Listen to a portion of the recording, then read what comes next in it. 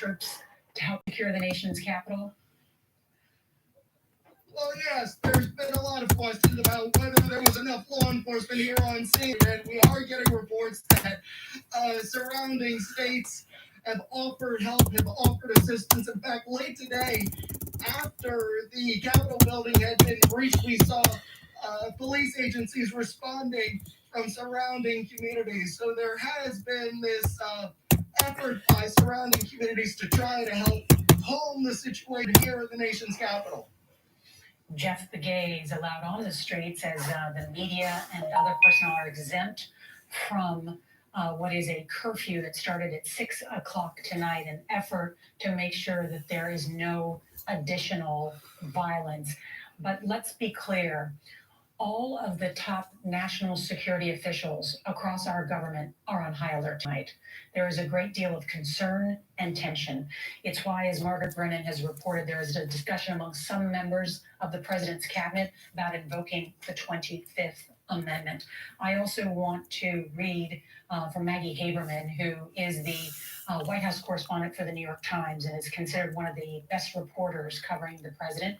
The president is known to call her and even express his views on things, so her reporting is spectacular. She writes that the president, a senior advisor says, has lost it. He has been almost impossible to talk throughout the day today and has been watching the coverage of the Capitol. What is leading everyone to this moment that the president has lost it today based on previous days and that this is at a crisis point? That the president cannot or will not accept the reality of two things. His role in inciting this violence, this unprecedented, historic assault and desecration of the United States Capitol, and understanding his responsibility and his ability to do something about it. There are two things there. Not recognizing the reality that he incited it and he is to blame for it, and therefore he is responsible as the President of the United States to do something about it. He is creating a vacuum in both areas. Awareness and responsibility. And if you have neither awareness nor responsibility, there can be no action, which is why twice today we have commented about the Vice President of the United States engaging the highest other officials in our government to try and rectify this situation. The one that the President of the United States is either indifferent to or, by his very inaction, allowing to continue. And was doing it from the Capitol with senior members of Congress by his side, that they were almost protecting him from whatever would have been going on down the street. Just the thought of the fact that he was deploying or mobilizing elements of the federal government from the Capitol as vice president, when the president would not or could not. It speaks to not just the geographic, but political and personal alienation between the two, Right. And the very grave consequences that might have for the continued operation of our federal government. Look, the president's powers do flow through an hourglass, but they are the same powers until the day that they, and the hour that they expire. And they are vast. And they are now of concern to those who work closest to and listen to and are around the utterances of the 45th President of the United States. Yeah. Mitt Romney today was applauded by most of the Senate floor today because he said that the best way to respect the will of the voters is to tell them the truth. He was applauded by his colleagues. He also rebuked his colleagues who support the president's bid to overturn his defeat and saying that will be their legacy. A senior statesman in the Senate, a former Republican nominee for president of the United States, looking at some of his younger colleagues who have political ambitions and have decided to appeal to the president's supporters by this political effort that they know will not reach any kind of outcome, but really just a raw political play. Mitt Romney is telling his junior colleagues, you think there are no indelible moments in American politics because we all suffer from recentism. Everything now is the only thing that matters and we can't remember anything. Our collective memory lasts about 72 hours. Mitt Romney is making it clear, as the former Defense Secretary James Mattis made clear through his statement, talking about the infamy of this moment. If you align yourself, after all that you have seen today, after the lawlessness and criminality that you've seen today with this movement, you will be marked forever. and properly so. That is the warning. It should only need to be delivered once. That it even needs to be delivered is a minor moment of astonishment to me. I would think they would recognize it plainly, but Mitt Romney is trying to get them to recognize it if they haven't already.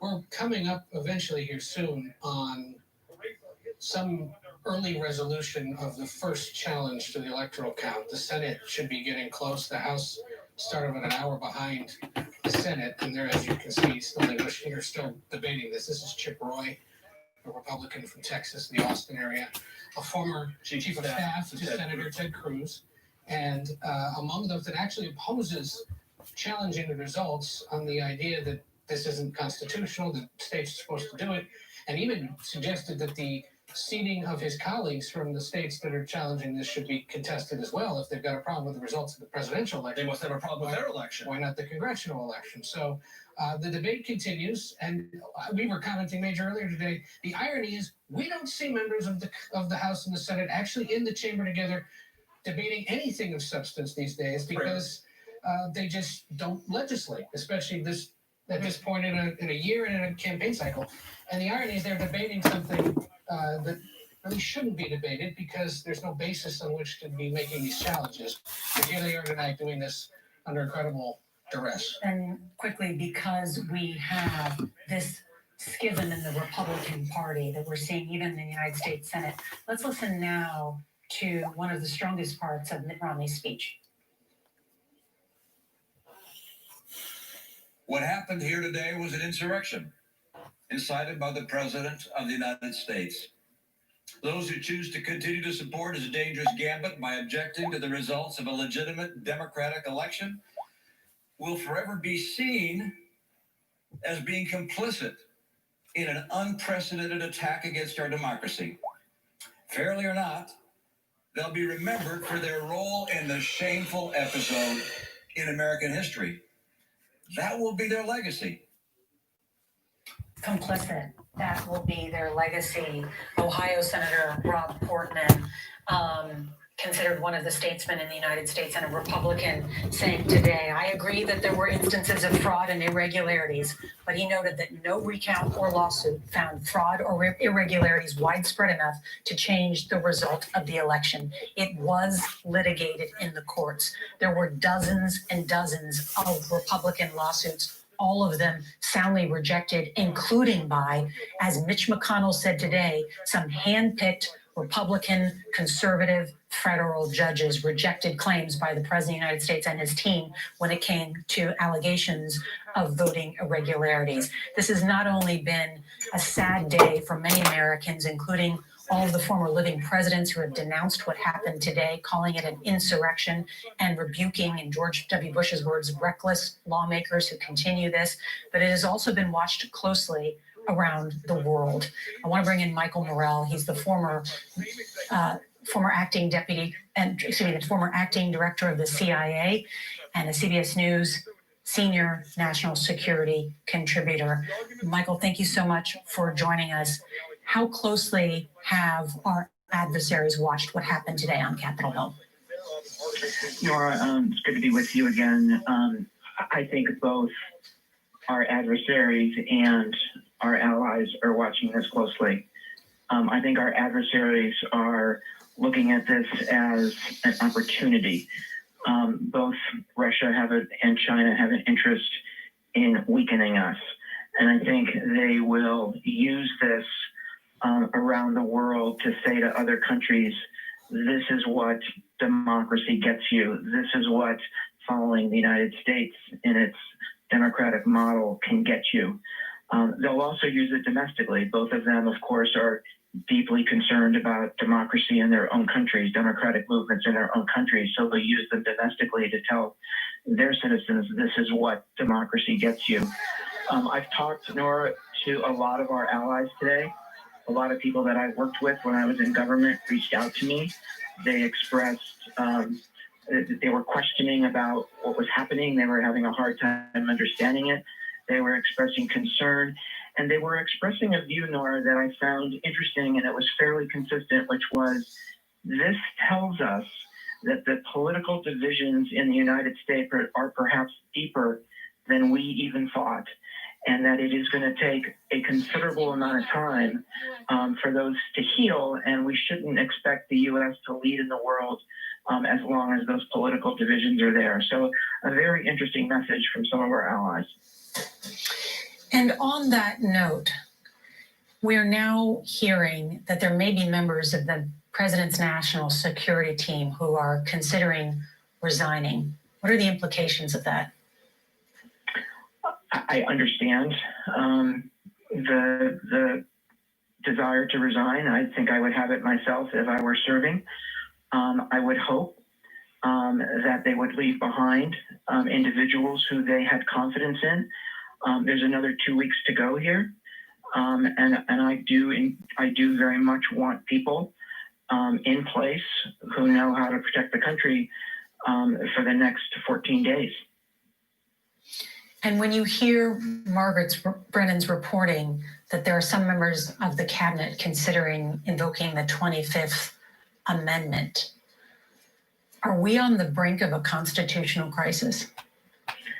I think my reading of the Constitution, I'm not a lawyer, of course, but my reading of the Constitution is that it allows that, right, as a solution to a very difficult problem with a president who is not doing their job, who is actually endangering the nation by doing their job. So I see it as a constitutional solution to a problem, not as a constitutional crisis.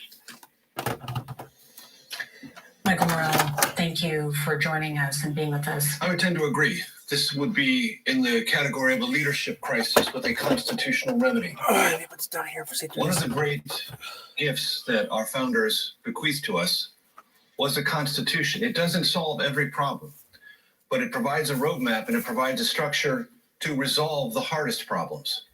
And a leadership crisis of this magnitude would fall into that category of hardest problems. And it does provide a means by which to resolve it. It does not mean that there's a crisis. It means there is a remedy outlined by the Constitution, and all that needs to be done is a recognition of a problem that grave and a solution thereby triggered by the instruments of the Constitution.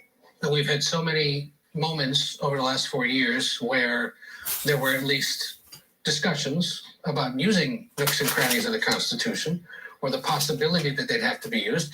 Did anyone really know what an emoluments issue was before this president? No. There have been examples of this, and we've just been reminded over and over again over the last 4 years that the founding fathers had thought through a lot of this. In fact, they laid out some of the electoral college stuff that was supposed to happen today, but it wasn't until the 1880s, 1890s that they went back and passed a law to clarify some of it, because, as you said, there was one example where they realized we got to put in a little more clarity. So Precisely. This is what the American system does. And to Mike's point, this is potentially a constitutional remedy, not necessarily a crisis, although we're certainly in crisis mode here tonight in the nation's capital. But think about the story that we've covered, Nora, Hong Kong. What do you think China is going to do with this video about Hong Kong? It is going to say, look, no, you get none of that. We will suppress you because you want to do something that America can't even handle. And that's just a small example of a very important place that I think will be materially and negatively affected by what China will do and conclude and propagate and propagandize off of this. We'll be right back with more of our coverage of the assault on the Capitol.